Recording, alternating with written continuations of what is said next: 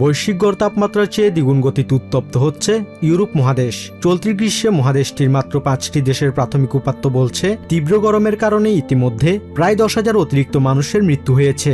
বিশ্ব স্বাস্থ্য সংস্থার ইউরোপিয়ান কার্যালয় এক বিবৃতিতে জানিয়েছে, এই তীব্র তাপমাত্রা স্বাস্থ্য ও সামাজিক সেবামূলক জরুরি খাতের ওপর নজিরবিহীন চাপ সৃষ্টি করেছে।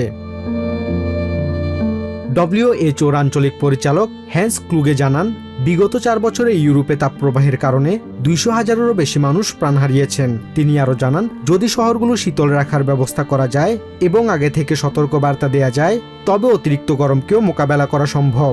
এজন্য সরকার ও জনগণের সম্মিলিত উদ্যোগ প্রয়োজন। পরিস্থিতি মোকাবিলায় বিশ্ব স্বাস্থ্য সংস্থা তাদের হসপিটাল সেফটি ইন্ডেক্স ব্যবহার করে চিকিৎসা কেন্দ্রগুলোর কার্যক্ষমতা যাচাই করছে।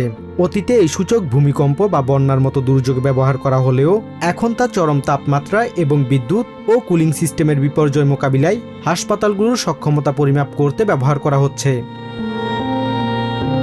ইউরোপের এই তীব্র গরম ও শুষ্ক আবহাওয়ার মাঝেই স্পেনের উত্তরাঞ্চলীয় অ্যারাগন অঞ্চলের ওরেস পৌরসভায় দেখা দিয়েছে ভয়াবহ দাবানল। মাত্র কয়েকদিনে আগুন ছড়িয়ে পড়েছে 80 কিলোমিটার এলাকা জুড়ে। পুড়ে ছাই হয়ে গেছে 15,400 হেক্টরেরও বেশি বনাঞ্চল। পরিস্থিতি নিয়ন্ত্রণে অ্যারাগন আঞ্চলিক সরকার 2য় স্তরের জরুরি অবস্থা ঘোষণা করেছে।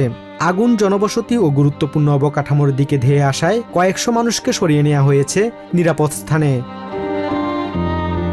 Basudebnath, TVN24 news desk.